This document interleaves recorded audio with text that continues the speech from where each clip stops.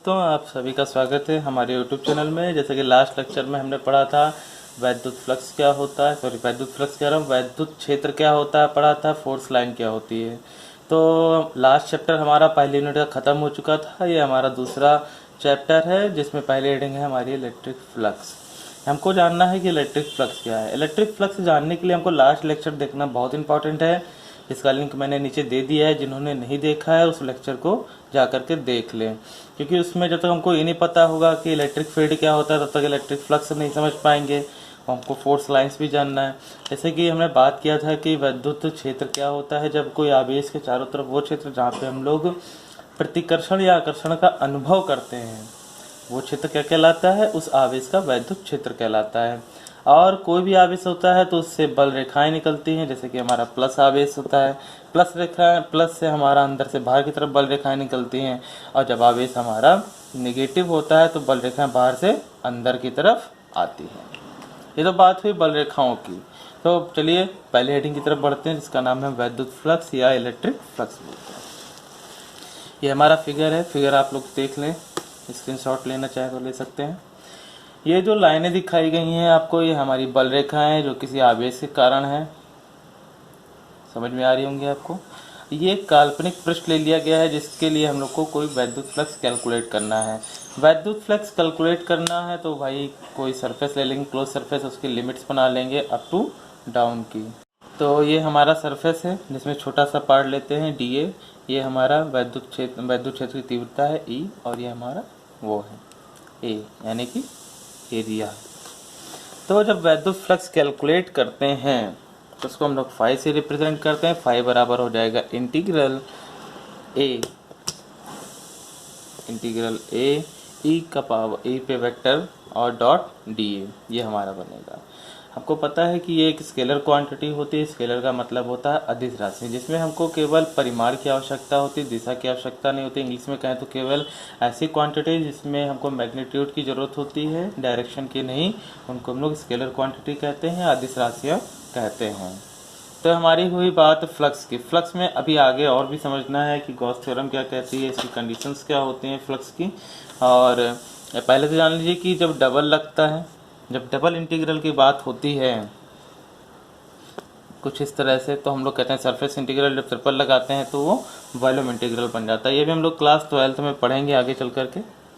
तो आगे बढ़ते हैं। इसमें हमको पता होता है कि कोई भी वेक्टर अगर हमारा स्केलर क्वांटिटी होती है तो ए बी बराबर क्या होता है भैया, ये vector A dot vector B बराबर होता है ए बी कॉस थीटा होता है। ये पता है ना हमको।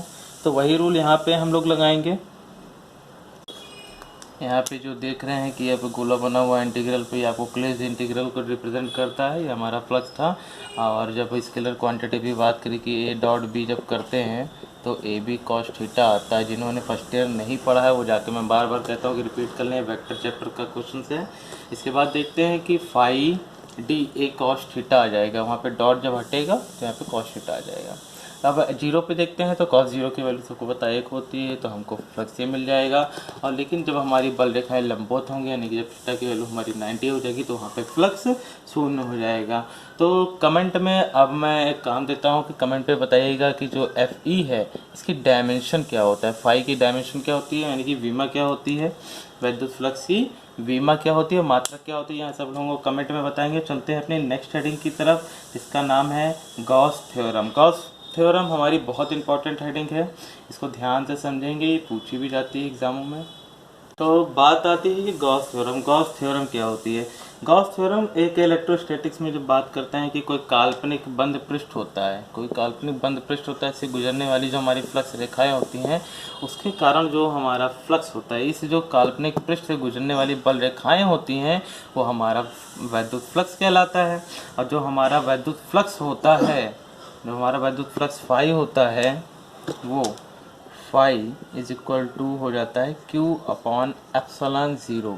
इसकी मीनिंग ये कहती है कि किसी बंद पृष्ठ के लिए, फिर बार बार मैं कहता हूँ कि गॉस थ्योरम बंद पृष्ठ के लिए होती है। जब कोई बंद सरफेस होता है उससे गुजरने वाली बल रेखाएं फ्लक्स कहलाएंगी। सरफेस से गुजरने वाली किसी भी सरफेस से बल रेखाएं कहलाएंगी, वो क्या कहलाएंगी, फ्लक्स कहलाती हैं। और किसी काल्पनिक बंद पृष्ठ के लिए, जो काल्पनिक पृष्ठ जो बंद होगा उसको गॉसीय पृष्ठ कहेंगे। तो इसकी डिफिनेशन ये बनती है कि जब किसी बंद पृष्ठ से गुजरने वाला फ्लक्स यानी कि फाई, तो ध्यान से सुनिएगा, जब किसी बंद पृष्ठ से गुजरने वाला फ्लक्स फाई ई उस पृष्ठ के किसके बराबर होता है, उस पृष्ठ के जो आवेश के कारण जो बल रेखाएं उस आवेश के और 1/ε0 के मल्टीपल के बराबर होता है। 1/ε0 क्या है? एप्सिलॉन 0 हमारे यहाँ क्या है? वैद्युतशीलता है। बहुत अच्छे। तो इसलिए हमारे यहाँ पे फॉर्मूला बन के क्या आ जाएगा? अभी हमने फाई बराबर क्या पढ़ रखा है? अभी फाई बराबर पढ़ रखा है क्लोज इंटीग्रल, बात किसकी हो रही है? गॉसियन पृष्ठ की हो रही है, तो क्लोज होगा dA डॉट, ये स्केलर क्वांटिटी है Q/ε0। इसका कॉन्सेप्ट समझना बहुत आवश्यक है क्योंकि ये हमारे एग्जाम में न्यूमेरिकल्स में भी काफ़ी आता है। तो चलते हैं कि गॉस थ्योरम का प्रूफ क्या है, इस बारे में चर्चा करते हैं। गॉस थ्योरम का प्रूफ देखते हैं। तो फिगर को ध्यान से देखेंगे, हम लोग गॉस थ्योरम का प्रूफ सीखने जा रहे हैं। हमारा एक क्लोज पाथ है, क्लोज पाथ में जिसके अंदर एक आवेश Q है जिसके कारण फ्लक्स निकल रहा है और हमको वही कैलकुलेट करना है कि गॉस थ्योरम के अकॉर्डिंग हम लोग फ्लक्स कैसे कैलकुलेट कर सकते हैं बंद पाथ के लिए। फिगर जैसे कि साफ दिख रहा है, एक कोण हमने छोटा सा पार्ट ले लिया है, डी ओमेगा हमारा घन कोण है जो आंतरिक घन कोण कहलाता है। यार यहाँ से वहाँ तक की दूरी है, ये वैद्युत क्षेत्र की तीव्रता है, सबको इससे सब लोग जानते हैं, ये यूनिट वेक्टर है, ये डी है, ठीक है, डी छोटा सा एरिया है। कैलकुलेट करते हैं, हम लोग को पता है फ्लक्स बराबर छोटा सा फ्लक्स है, कैलकुलेट करेंगे तो डी फाई ई ले लेंगे और वैद्युत क्षेत्र की तीव्रता इंटू डी हमारे फ्लक्स का फॉर्मूला होता है। डॉट हटेगा तो कॉस आ जाएगा, सबको पता है, स्केलर क्वांटिटी है। और ई बराबर हमने पढ़ रखा है कि 1/4πε0 Q/r² होता है, नहीं पढ़ रखा है सबने? तो वहाँ से ला करके ई की वैल्यू रखेंगे और d A cos theta. D A cos theta हमारा आंतरिक घन कोण है जिसको डी ओमेगा से रिप्रेजेंट करते हैं क्योंकि ओमेगा बराबर होता है a/r²। ठीक है, तो ये भी स्केलर बात। अब जब वहाँ से कैलकुलेट करेंगे तो डी फाई ई बराबर क्या आ जाएगा हमारा? Q/4πε0 D omega. D omega का मतलब होता है ये पूरा। जस्ट जो पहली वाली हेडिंग पढ़ाई थी उसके जस्ट एक हेडिंग पहले की बात यहाँ पे बताई गई है, इसको आप लोग पढ़ लीजिएगा, कोई मतलब टफ नहीं है, या ऐसे भी याद कर सकते हैं, इससे कोई दिक्कत नहीं है। कभी कभी क्वेश्चन में छोटा सा पूछ लिया जाता है और जनरली मतलब इतना आवश्यक नहीं है वो। तो बात करते हैं तो हमारा डी ओमेगा आ जाएगा। फिर इंटीग्रल लेते हैं, इंटीग्रल कैसा होगा? हमारा क्लोज इंटीग्रल होगा क्योंकि हम लोग गॉस थ्योरम की बात कर रहे हैं, ठीक है। तो डी फाई तो हमारा फाई बन जाएगा, यानी ये पूरे का बन जाएगा। और डी ए मतलब यहाँ से ई की वैल्यू जब रखी है ना, ये वाली देख रहे हैं ना, ये इसके बराबर है, ठीक है। तो ये हमारा तो कांस्टेंट है, ठीक। और डी ओमेगा देख रहे हैं ना, ये इस पोर्शन को जब कैलकुलेट करेंगे, ध्यान देंगे कि जब इस पोर्शन को हम लोग कैलकुलेट करेंगे तो मिलेगा हमको, यही ध्यान देने वाली बात है, 4πε0 और ये पूरा मिल जाएगा 4π के, ठीक है।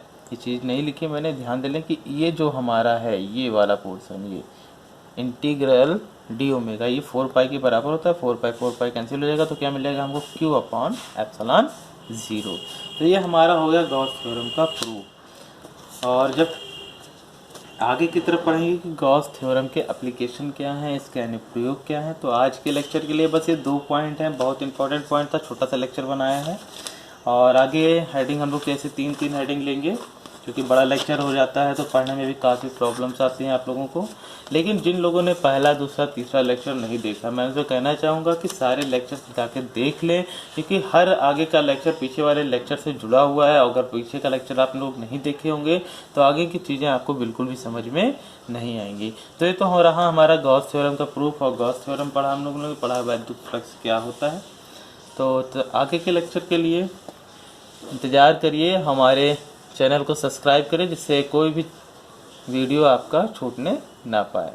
तब तक के लिए नमस्कार, बाय बाय, टाटा, खुश रहिए, मस्त रहिए और हमारे चैनल को सब्सक्राइब करिए।